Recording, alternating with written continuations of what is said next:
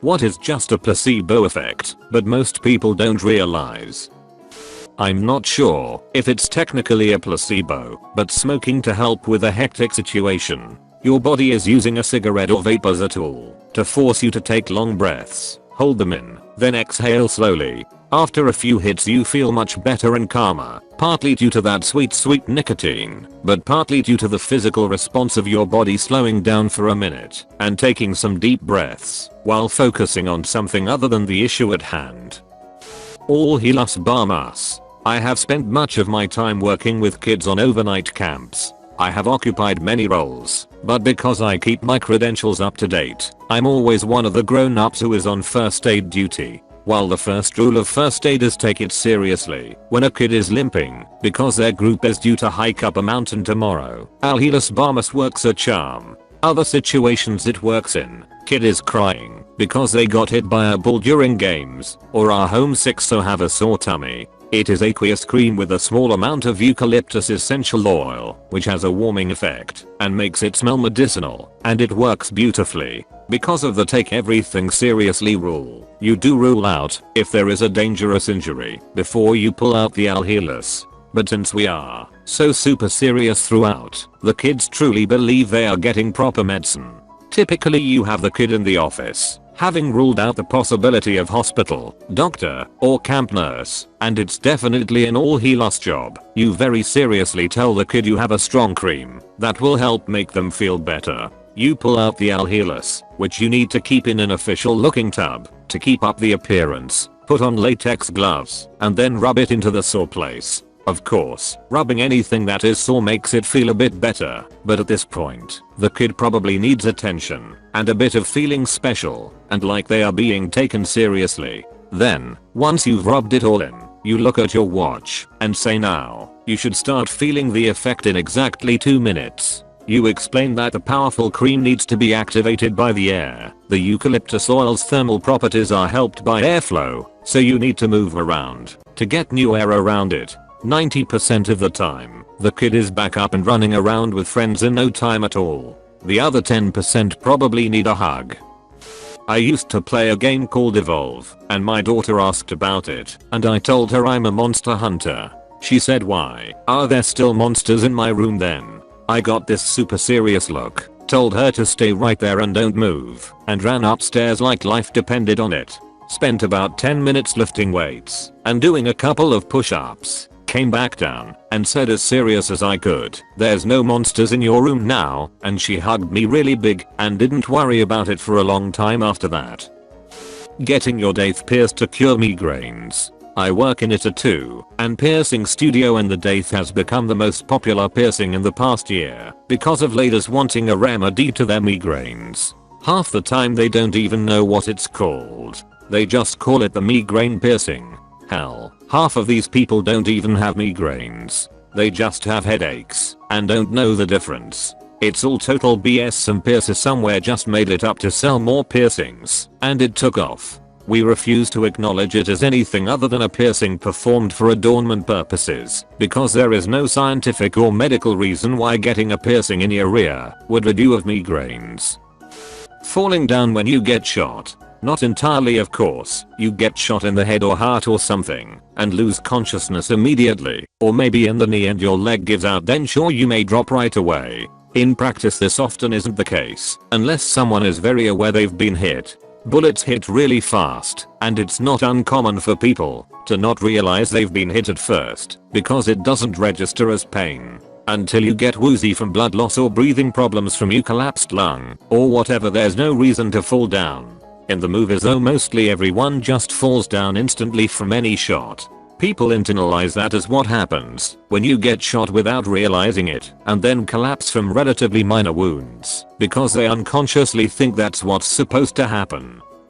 I was on this basketball team and we were getting stomped badly. We went in at halftime just totally defeated until one of our players took a sports bottle filled with water and told us it was a secret performance enhancing substance that made our star player amazing. We all drank it and went out in the second half and beat those monsters. My son was an army medic. Sometimes soldiers would complain about aches and pains, but he knew there wasn't really anything wrong. Worry, boredom, homesickness, anxiety often comes through as physical symptoms. He still wanted to help, so he would give them plain old aspirin. He'd put a few tablets into a little envelope and casually warn them that the medication was pretty strong. Tell them to take it exactly as directed. He said it was amazing how often a guy would come find him and say, "Doc, those pills you gave me worked. Pain is gone, and I slept like a log." There's nothing fake about a placebo. It's a very useful medical tool. To a certain extent, alcohol. Many of the behaviors associated with drinking, aside from direct physical effects, come about through learned behavior, environment, and cultural conditioning. There have been hundreds of studies where college students are unknowingly given non-alcoholic beer in a bar-like setting, yet after a few they behave like they are buzzed. However, that doesn't happen when given non-alcoholic beer in a classroom setting. I'm not a big audio geek, but I have been sitting in and assisting with running sound at my local church. I'm learning a lot. One of the guys who knows a ton about soundboards was telling me that the band members are notorious for complaining about imaginary things. When this happens, he grabs an unactivated knob on the soundboard and stares at the guy in the eyes as he moves the knob. 95% of the time, when he asks if it is better, they will say yes and won't complain about it again. As a musician, when I don't like the way something sounds and ask the sound man to fix it, I usually just stare at him and wonder why it's not sounding any different while he's moving knobs. Then I'll just be like, "Yeah, you fixed it," because I don't want to look like an amateur who can't hear the difference, haha. I'm not sure that this is entirely a placebo effect, but I feel like the entire anti-manuscript G propaganda is based on a lot of placebo effects. As an example, my father-in-law is absolutely convinced that he can tell when a restaurant uses MSG and that we must avoid them at all costs because he gets very ill when he eats MSG. He supposedly gets severe headaches and doesn't feel well for an entire day anytime he eats at a restaurant that uses MSG.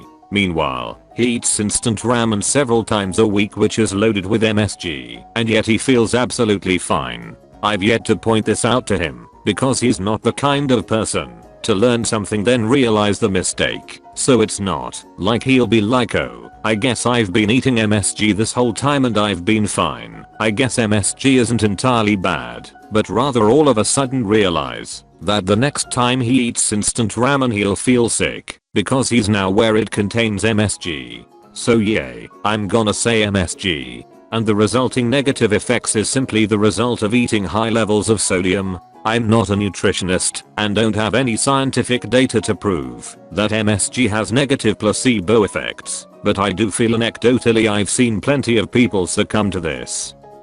When I was about 6 or 7 years old, I woke up in the middle of the night to a giant daddy long legs on the wall right above my head. I ran out of the room absolutely terrified and told my mom I would never sleep in there again because the spiders were going to crawl all over me as soon as I fell asleep.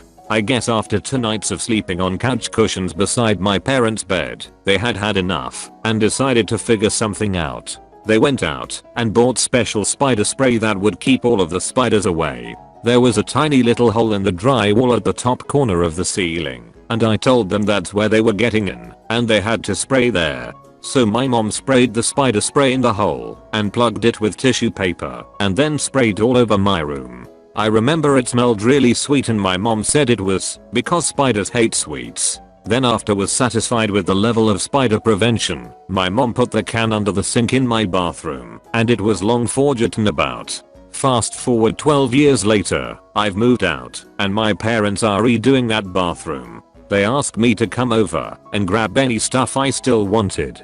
I'm rummaging through and I pull out an air freshener can with little holographic Halloween spider stickers all over it. My mom starts laughing and tells me that that was my special spider spray. I was completely floored, hahaha. I had actually never caught on. I thought it was genuinely spider spray when my mom had used it, and now I was looking at a Glade can with Halloween stickers all over it. Wasn't even convincing at all, but it totally did the job, hahaha. Just made me realize how gullible kids can be. The bias placebo. It's a very simple concept where someone allows a certain bias, as in an idea, create a placebo effect. For example, you may have a bias that fish taste nasty, even if you have never tried it, so when you finally do, the placebo effect kicks in and ruins it. This is very common, and comes in many forms. It's always self-inflicted, and is easily fixed. It's so common, that people can have this happen nearly day to day depending upon the bias, and not even know it.